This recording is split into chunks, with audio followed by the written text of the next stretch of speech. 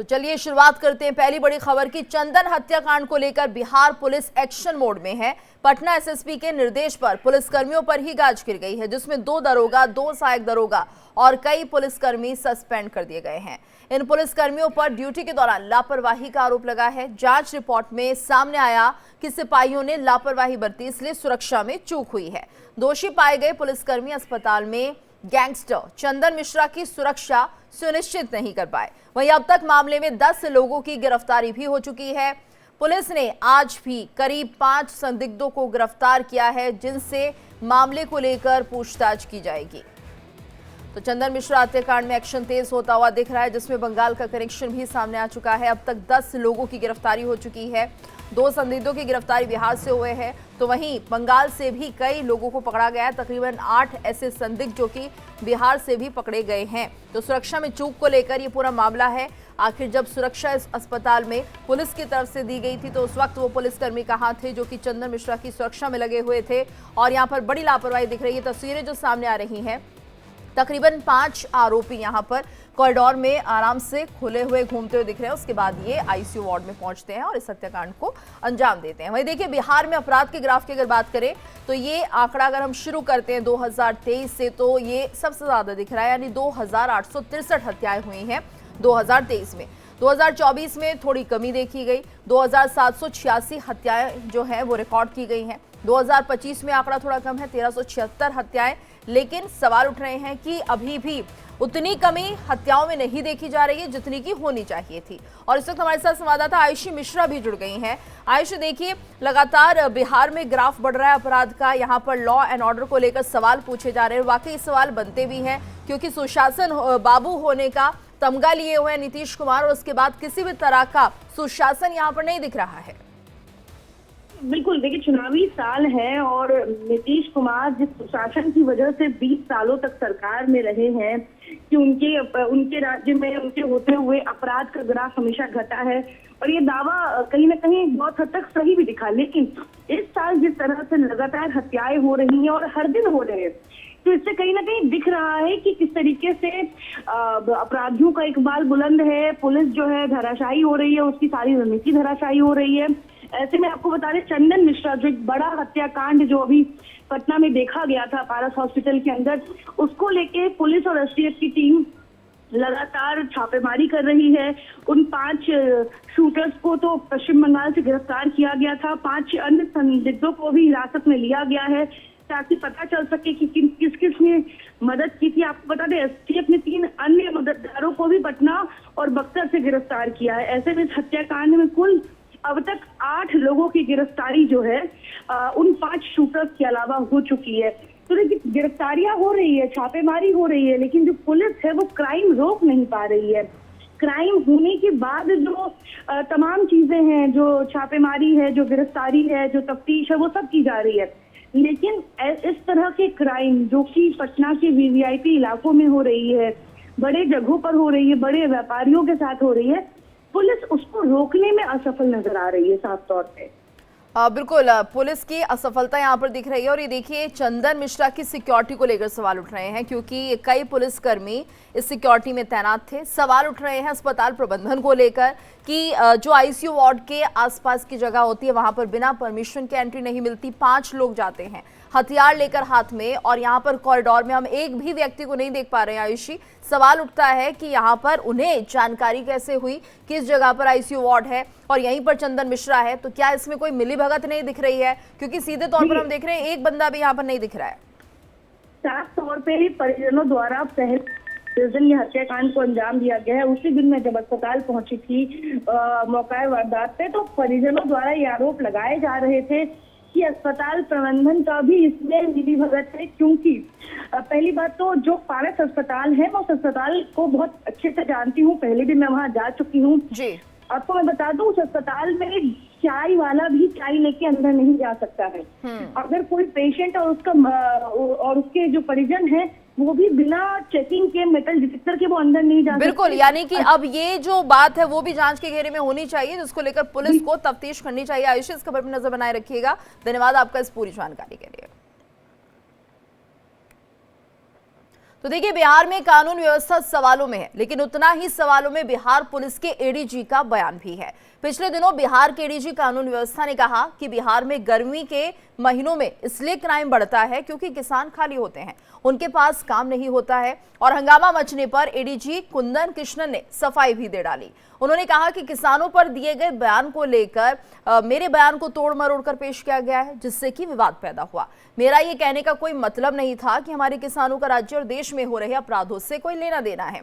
ADG ने कहा कि अपराध अपराधी ही करते हैं और उनकी कोई जाति धर्म नहीं होता। मैं किसानों का सम्मान करता हूं, लेकिन अगर मेरे बयानों से किसी को ठेस पहुंची है तो मैं क्षमा याचना भी करता हूं। के किसान भाई, हमारे अन्नदाता का किसी तरह से आपराधिक घटनाओं से कोई लेना देना है। प्रत्येक आपराधिक घटनाओं के पीछे सिर्फ अपराधी होते हैं और उनका कोई जाति या धर्म नहीं होता है। मेरे मन में किसान के प्रति काफ़ी आदर भाव है, लेकिन फिर भी अगर मेरे वक्तव्य के द्वारा किसी को भी ठेस पहुंचा है तो उसके लिए मुझे खेद है और मैं इसके लिए क्षमा प्रार्थी हूँ। बता दें आपको, कल से शुरू हो रहा है संसद का मॉनसून सत्र। सत्र से पहले आज बुलाई गई है सर्वदलीय बैठक। संसदीय कार्य मंत्री किरेन रिजिजू ने यह बैठक बुलाई है। सरकार को घेरने के लिए INDIA गठबंधन भी तैयार है। संसद सत्र सुचारू रूप से चलाने पर चर्चा होगी। तो संसद का मॉनसून सत्र 21 जुलाई को शुरू होने जा रहा है, जिसको लेकर आज सर्वदलीय बैठक बुलाई गई है। और इस बैठक का मकसद सत्र के दौरान सुचारू कामकाज को सुनिश्चित करना है। 23 जुलाई से सत्र शुरू होकर 21 अगस्त को समाप्त होगा। सरकार को घेरने के लिए INDIA गठबंधन भी पूरी तरह से तैयार दिख रहा है। तो आज सर्वदलीय बैठक बुलाई जा रही है कि संसद का सत्र सुचारू रूप से चले। वहीं INDIA गठबंधन पूरी तरह से तैयार है, विपक्ष तैयार है सरकार को घेरने के लिए। तो कल से शुरू हो रहा है संसद का मॉनसून सत्र, और जिसको लेकर सर्वदलीय बैठक आज होनी है।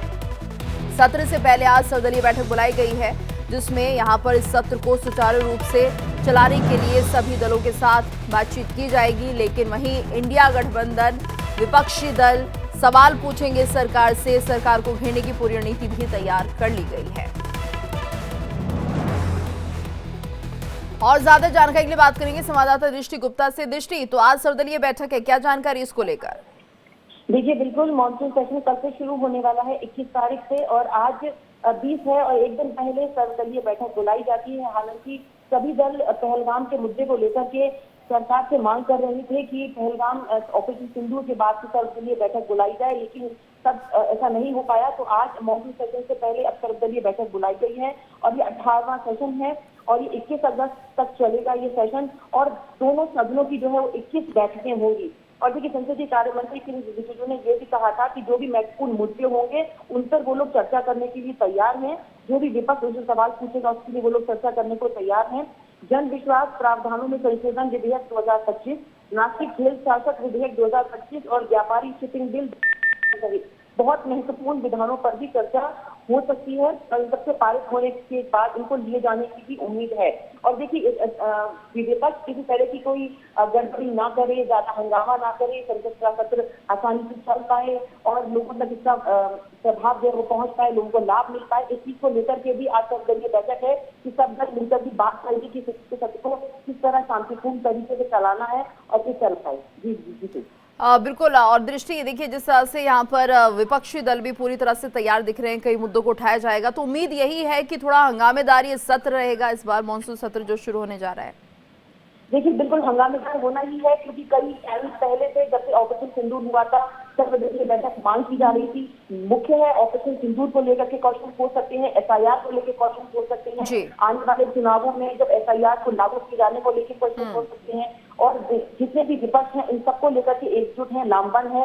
और भी कई बिल है, देखिए वक्फ बोर्ड के बिल को भी लेकर के चर्चा हो सकती है। बिल्कुल दृष्टि, यानी ये माना जाए कि यहाँ पर विपक्ष भी पूरी तरह से तैयार दिख रहा है। आप हमारे साथ बने रहिए। जरा अपने दर्शकों को एक और बड़ी खबर हम बता दें कि मॉनसून सत्र को लेकर विपक्ष किस तरह से बड़ी तैयारी कर रहा है। तो देखिए, कल INDIA ब्लॉक ने एक वर्चुअल बैठक की। विरोधी दलों ने सरकार को घेरने की पूरी रणनीति बना ली है। SIR, परिसीमन समेत 8 बड़े मुद्दे उठाने का प्लान यहां इस बैठक में बनाया गया है। मॉनसून सत्र से पहले एक महत्वपूर्ण ऑनलाइन बैठक की गई, जिसमें संसद में उठाए जाने वाले मुद्दों पर चर्चा हुई है। तो पहलगाम हमला, ऑपरेशन सिंदूर और ट्रंप के दावों पर सरकार से जवाब मांगने का निर्णय लिया गया। राहुल गांधी ने विपक्षी एकता पर जोर दिया, जबकि उद्धव ठाकरे ने पहलगाम को लेकर खुफिया एजेंसियों की विफलता की बात कही है। तो विपक्ष ऑपरेशन सिंदूर से लेकर बिहार की वोटर लिस्ट रिवीजन तक सरकार को घेरने की तैयारी कर रहा है। कांग्रेस महासचिव जयराम रमेश ने कहा कि मानसून सत्र के दौरान पहलगाम आतंकी हमले के हमलावरों के अब तक न्याय के कटघरे से बाहर रहने, ऑपरेशन सिंदूर पर कुछ रक्षा अधिकारियों के खुलासे, अमेरिकी राष्ट्रपति डोनाल्ड ट्रंप के मध्यस्थता संबंधी दावे और चीन के विषय पर कम से कम 2 दिनों की चर्चा होनी चाहिए और इस मांग को लेकर कोई समझौता नहीं हो सकता है। मीटिंग में राहुल गांधी ने सत्र के दौरान इंडिया गठबंधन के नेताओं से एकजुट रहने की अपील करते हुए कहा कि विपक्षी बिखराव का फायदा सत्ता पक्ष उठा सकता है और ऐसे में हमें एकजुट रहकर सरकार से सवाल करने हैं।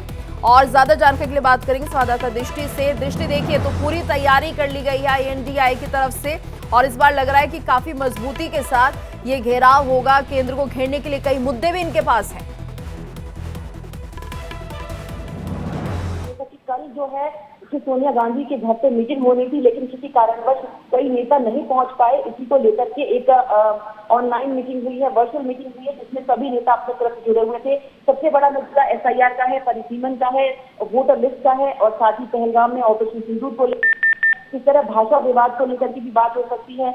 तो आने वाले चुनावों में जैसे बिहार का मॉडल लेकर के असम में भी और बंगाल में भी ये लोग इस तरह की नागरिकता को प्रमाण करने का अगर मुद्दा सामने रख सकते हैं, इसको लेकर के इंडिया गठबंधन अब एकजुट है और पूरी तरीके से सरकार के विपक्ष में हंगामेदार ये फैशन रहने वाला है। ये बात तो कंफर्म है, क्योंकि देखिए सब तो इंडिया गठबंधन इस चीज की मांग कर रहा था कि सार्वजनिक बैठक बुलाई जाए ऑपरेशन सिंदूर को लेकर के, और साथ ही अमेरिका से लगे टैरिफ को लेकर के राहुल गांधी कई बार कह चुके हैं कि देखिए ये सरकार आगे झुक जाएगी, ऐसा राहुल गांधी ने कई बार कहा। लेकिन अब इस तरह के मुद्दे वो लोग सार्वजनिक बैठक में उठा सकते हैं और ये सब मुद्दे पर पहले से ही बहुत तनातनी चल रही थी और विपक्ष ने पूरी तरीके से अपने आप को एकजुट कर लिया है। अब इस बार का सेशन काफी हंगामेदार रहने वाला है, ये बात तो बिल्कुल तय है।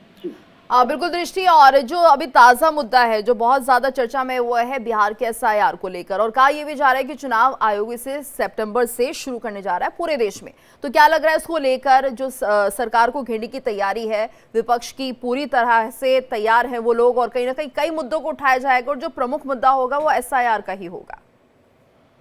बिल्कुल SIR का मुद्दा इसीलिए इम्पोर्टेंट है क्योंकि कांग्रेस और कई गठबंधन पहले से मिलकर के भी चुनाव आयोग गए थे और उन लोगों ने इस बात की मांग की थी कि वोटर लिस्ट में गड़बड़ है और उसको दोबारा पुनरीक्षण कराया जाए। लेकिन किसी तरह से चुनाव आयोग ने इस बात को नहीं माना कि वोटर लिस्ट में दोबारा इसको चेंज किया जाए। लेकिन अब फाइनली चुनाव आयोग ने इस चीज को मान लिया है कि वोटर लिस्ट में गड़बड़ी है। इसको लेकर के भी कांग्रेस और कई जो नेता है वो हैं और वो लोग ये चाह रहे थे कि अब इस बात को सामने लाया जाए। तो देखिए जिस तरह वोटर लिस्ट में गड़बड़ी है उसी तरह उन्होंने कहा कि बहुत ही कम समय में SIR को जो लागू करना है ये भी गलत बात है। हालांकि समय बहुत कम है, ये सब तालमेल का काम कर रहे हैं। सही तरीके से अगर ऐसा ही होगा तो हम इसके साथ हैं, क्योंकि एक घर जाकर के BLO चुनाव के लोगों के नाम पते सब जानना ये भी इम्पोर्टेंट है और साथ ही अगर बात की जाए नागरिकता प्रमाण पत्र की तो वो भी बहुत इम्पोर्टेंट है। बिल्कुल, यानी कि इस बार का जो ये सत्र हंगामेदार रह सकता है। विपक्ष पूरी तैयारी के साथ कई बड़े मुद्दों के साथ सरकार को घेरता हुआ नजर आएगा। धन्यवाद दृष्टि इस पूरी जानकारी के लिए।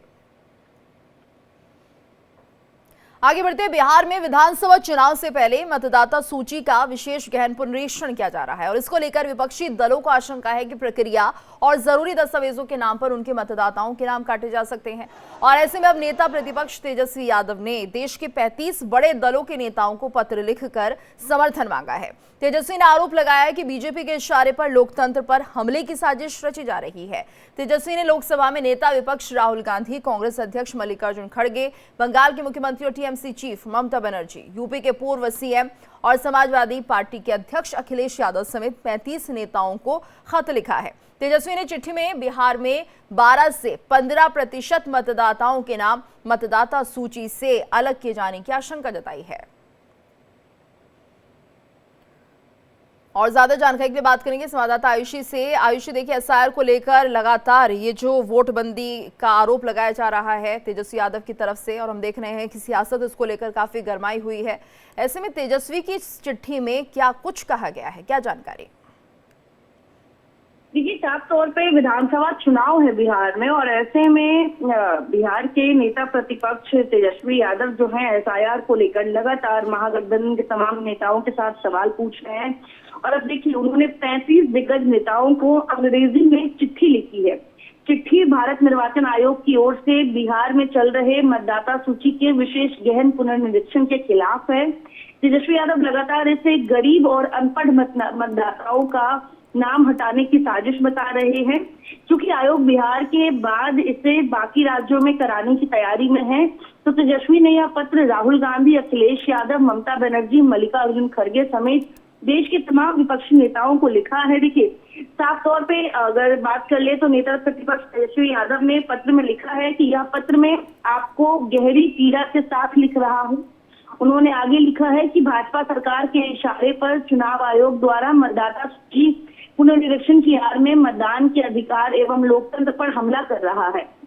इसीलिए हम सब मिलकर इस प्रक्रिया का तब तक विरोध करेंगे जब तक यह पारदर्शी एवं समावेशी न हो। भारत का चुनाव आयोग जैसी स्वतंत्र संस्था किस तरह हमारी चुनावी प्रक्रिया की अखंडता में जनता के विश्वास को खत्म करने पर अड़ी हुई है, इस देश का हर व्यक्ति, चाहे उसकी पृष्ठभूमि या स्थिति कुछ भी हो, अपने वोट पर गर्व करता है। तो देखिए, वोटर्स की भागीदारी को लेकर जो है तेजस्वी यादव ने सवाल उठाया है, और ये सिर्फ बिहार का मुद्दा नहीं रहा। बिहार सबसे पहला राज्य है जहां पे भी चुनाव आयोग मतदाता सूची का पुनर्निरीक्षण कर रहा है, लेकिन इसके बाद पश्चिम बंगाल, उसके बाद यूपी, ऐसे तमाम राज्यों में चुनाव आयोग ये प्रक्रिया करने वाला है। तो जो भी विपक्षी दल है अनेक राज्यों में, चाहे अखिलेश यादव हो, ममता बनर्जी हो, राहुल गांधी हो, इन विपक्षी नेताओं को एकजुट कर उनके राज्यों के लिए आवाज उठाने के लिए जो है तेजस्वी यादव ने ये पत्र लिखा है।